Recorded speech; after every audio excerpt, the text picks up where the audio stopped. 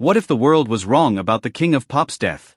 In 2009 the world was stunned, but now 2025, a fresh clip of Micheal Jackson appears on the internet, dancing and singing as if he's just stepped off a stage. Today we're diving into 25 hard-to-ignore facts that suggest the 2009 death might have been a cover, and we'll see how this new footage could finally settle the debate. From the creepy final rehearsal video that shows MJ in peak condition to the early TMZ reports that sparked the mystery, we'll untangle the evidence and ask the most pressing question: is the King of Pop still alive? Stay tuned, this could change everything. The world stopped breathing the moment the headlines screamed Micheal Jackson had died. The King of Pop, the icon whose music seemed to define an entire generation, had vanished. Yet beneath the silence of the headlines lay a whisper of doubt, a pulse that would refuse to be silenced. For the next 15 years, fans and skeptics alike have waded through a tide of rumors, half-truths, and the inevitable human desire for the impossible, that the beloved artist was still out there, quietly watching, quietly waiting. It begins with a single clip, a grainy rehearsal from the This Is It era. In the footage, Micheal dances with a fierce precision, his hips and shoulders moving in perfect harmony to his own song Thriller. The energy radiates off the screen, his muscles ripple with motion, his voice cracks in those high, unmistakable falsettos. To many, this clip seemed like a glimpse of a man who, at the age of 50, was still in the prime of his craft. But others saw the opposite, a performance that looked almost too flawless, too controlled, almost too polished for someone who was supposedly battling health issues and drug dependency. If this video was merely a promotional piece, why would it be so vibrant?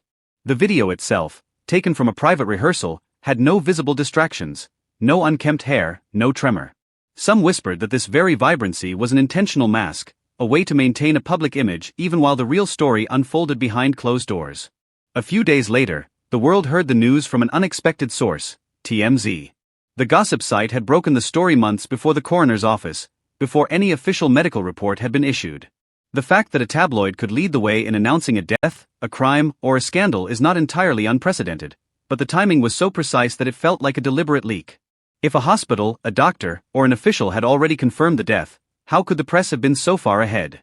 Some pointed to an inside source, others suggested that the story was fabricated and that TMZ was simply the first to capitalize on the sensational moment.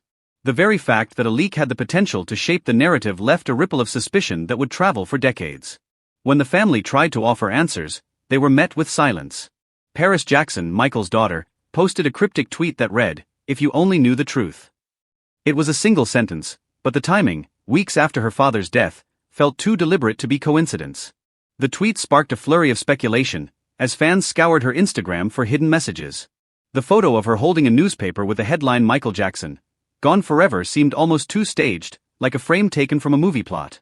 In later interviews, Paris would often dodge questions about the circumstances of his death, deflecting with vague statements about her privacy and the desire to honor her father's legacy.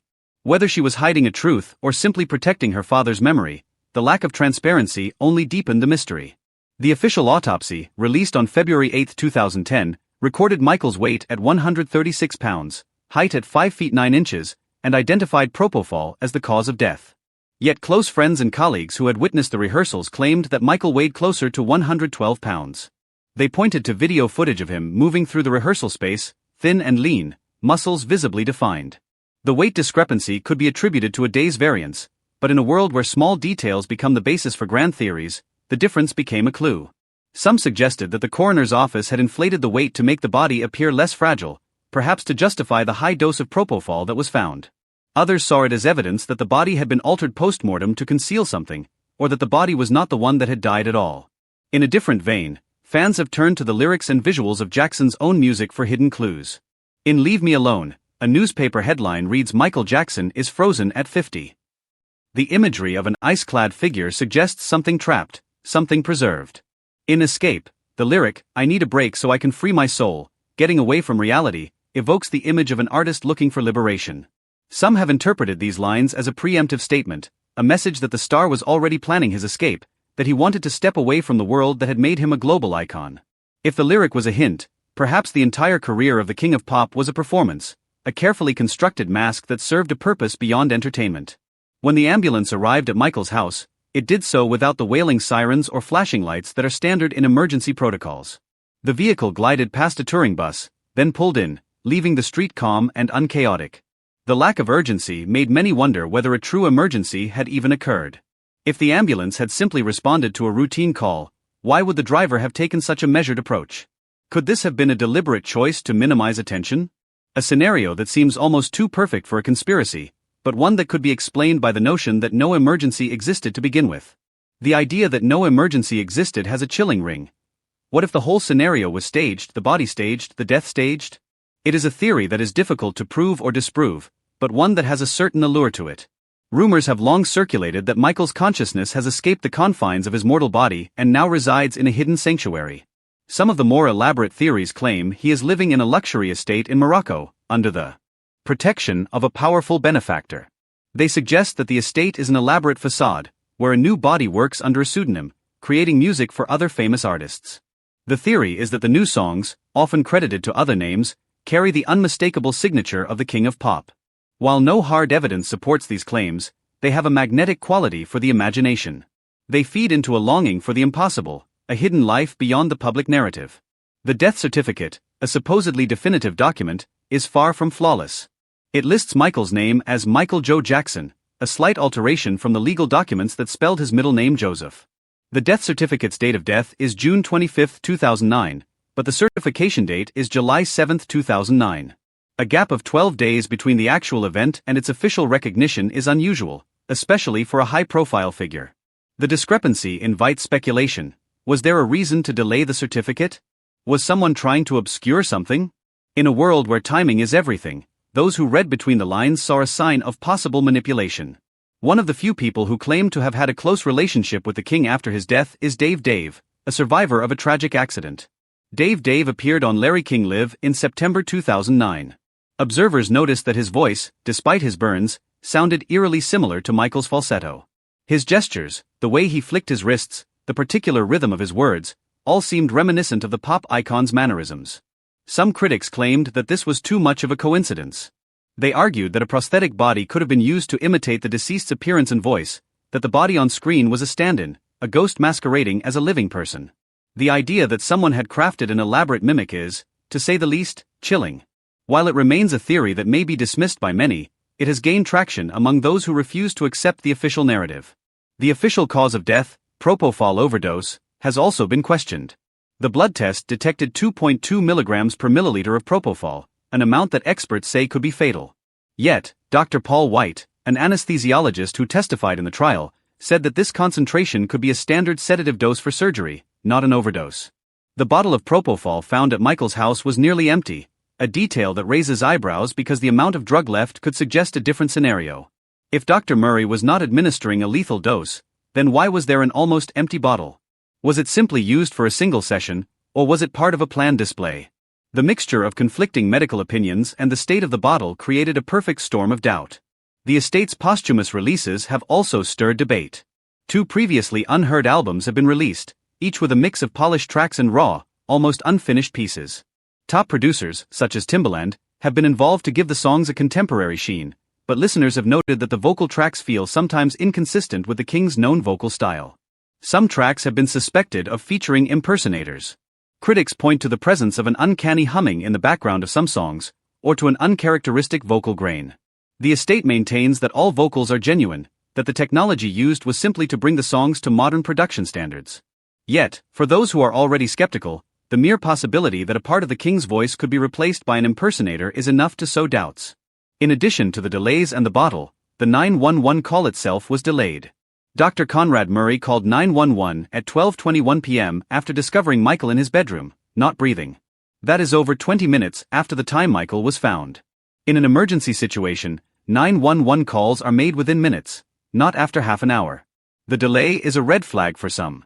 A delay of 20 minutes in a situation where a life was at stake is unusual, especially when it involves a figure with a public life that everyone could see. While some may argue that the delay was due to the physician's disbelief, others point to a more sinister explanation, that someone intentionally delayed the call to allow a prearranged scenario to play out. The narrative that Micheal's death was a staged event, a carefully crafted myth, is not new. It has been an ongoing conversation since the first days of the mourning.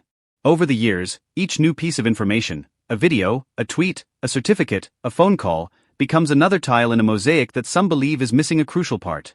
Others see it as evidence that the story that is told to the world is not the story that actually happened.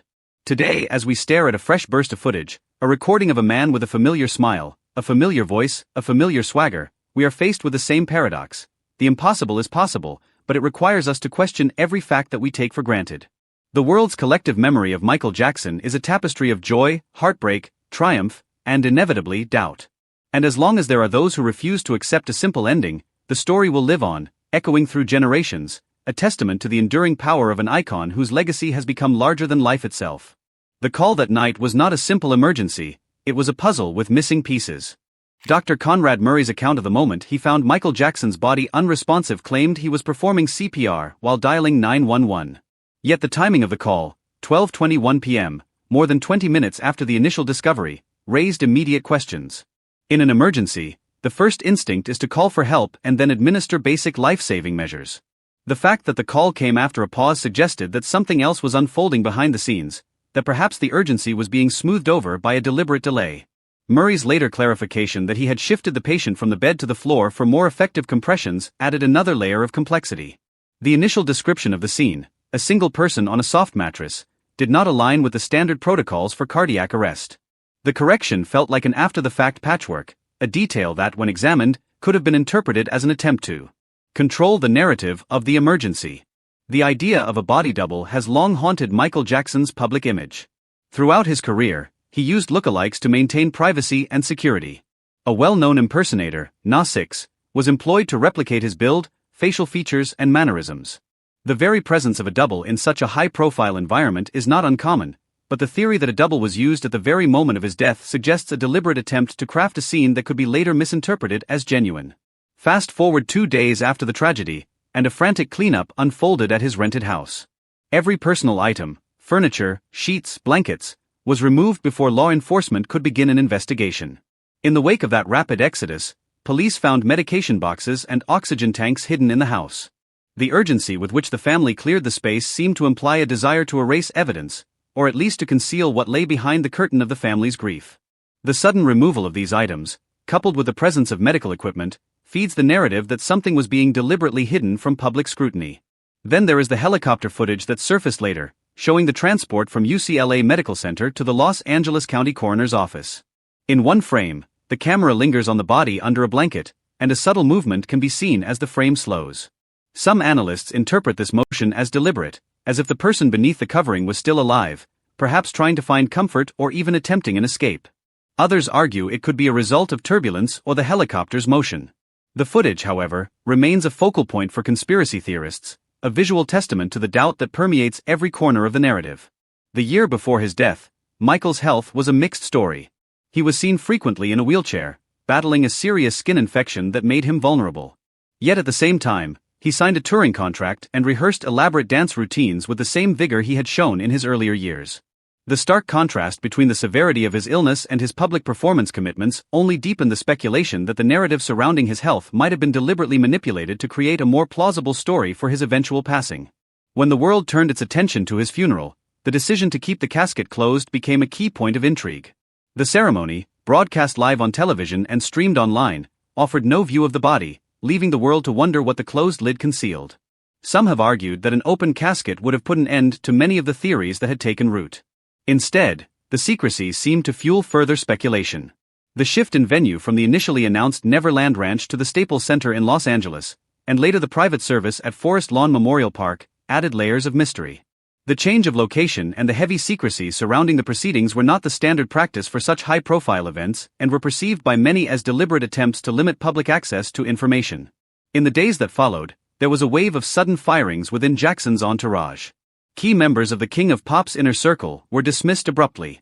This rapid restructuring suggested a possible strategy of witness elimination. If someone had been involved in the death hoax, eliminating witnesses could have been a step to protect the truth. The timing of these firings, coinciding with a period of the most intense media scrutiny, reinforced the belief that the death narrative was not as it appeared. An ambulance photograph that later circulated online offered another eye-catching detail. The subject in the photo appeared to have a darker skin tone than the widely reported image of Michael Jackson. The patient's posture was stiff, almost like someone sitting in a defensive position, and the oxygen mask appeared to be placed incorrectly, as if the medical team was not following standard procedures. The post-mortem photograph raised doubts about the authenticity of the emergency scene. If a double had indeed been used in the ambulance, why would the family have cleared a house that held medical supplies? The presence of the double would have required a careful staging of the emergency that was far more complicated than the family's frantic cleanup could have allowed. The funeral confusion continued with repeated reports of the same closed casket decision and the same secrecy. The public sense of distrust was not simply a result of the fact that Michael's family was under intense pressure. Instead, the repeated secrecy points, each adding a new layer, made the truth seem increasingly hard to find. Murray's hiring was itself a point of debate. His background was shrouded in controversy: heavy debts, financial difficulties, and a reputation for being less than reliable. He was not the most suitable candidate for an emergency physician, yet he was chosen as the family's doctor. Critics have long suspected that his suitability, or lack thereof, could have had an impact on the handling of Michael's death. The combination of his background and the timing of the emergency call only served to deepen the allegations that the family and Murray were engaged in a pre-planned narrative, one that would later be used to justify the death as genuine. During the months that followed the funeral, Joseph Jackson's interview was broadcast with a tone that seemed oddly detached from genuine grief. When asked about his emotions after his son's passing, Joseph's response, "We have to be strong," was not the typical statement one would expect from a father who had lost his child. It was a statement that fit the family's need to appear stoic, to deny vulnerability, and at the same time it hinted at a possible hidden knowledge that the public was not aware of. That oddness in the interview left many to wonder if Joseph had been holding back crucial information, or if his emotions had been carefully managed. In the months since the death, an unknown woman has been seen visiting Michael's grave. She has no public record, her identity has not been revealed, and she continues to appear in photographs and videos of the grave. Some speculators have proposed that she could be Michael himself, a dramatic act to preserve the illusion of his death. Others suggest that she could simply be a private fan or a relative, but the secrecy surrounding the grave adds weight to the theory that this could be an elaborate performance to keep the public from discovering any secrets. Michael Jackson's grave is located in a section of forest lawn that is not open to the public. In contrast to celebrity graves such as Elvis Presley's at Graceland, Michael's burial site is heavily guarded, monitored, and access is severely restricted. Even family visits are watched and managed by security. The level of protection that surrounds a celebrity burial site is unusual, and it adds to the belief that the grave might not hold what it appears to hold. The idea that the grave could be empty, an empty grave surrounded by an impenetrable wall of security, has become a staple in the debate that has taken root in every corner of the story. When new footage surfaced in 2025, the world again found itself in the middle of a vortex of speculation. A video that supposedly captured Michael Jackson, walking, dancing, alive, made its way into the digital space and sparked a wave of disbelief. Viewers who had spent years watching his public image, the highs and lows of his career, were suddenly forced to confront a possibility that had seemed far-fetched until now, that he might still be out there, that the story of his death could be an elaborate ruse. The footage made headlines, made people stop scrolling, and made them question every fact that had been accepted as truth. The new footage was met with an equal measure of fascination and skepticism. Supporters of the theory that Michael was alive pointed to the subtle details, the way his feet moved as he danced, the way his eyes flicked, details that seemed to echo the movements he had displayed during his early shows. Others were skeptical, arguing that the footage could simply have been an edited clip or a staged performance. Still, the fact that the footage was shared so widely that it quickly went viral indicated that the public was ready to consider the possibility that the world's beloved star had survived beyond the death that was declared in 2009. As the narrative of Michael's death unfolded, it was clear that every new development, whether a delayed emergency call, a body double theory, a rapid house cleanup, helicopter footage, conflicting health reports, a closed casket, or a guarded grave, added a new dimension to a story that was already complex. Each thread of information wove into the others, forming a tapestry that was both intricate and, at times, contradictory. The key to understanding this story, it seems, lies in the way these details intersect. A delayed 911 call suggests a possible attempt to manage the chaos. A body double points to a willingness to create false impressions. A hasty cleanup indicates a desire to erase evidence.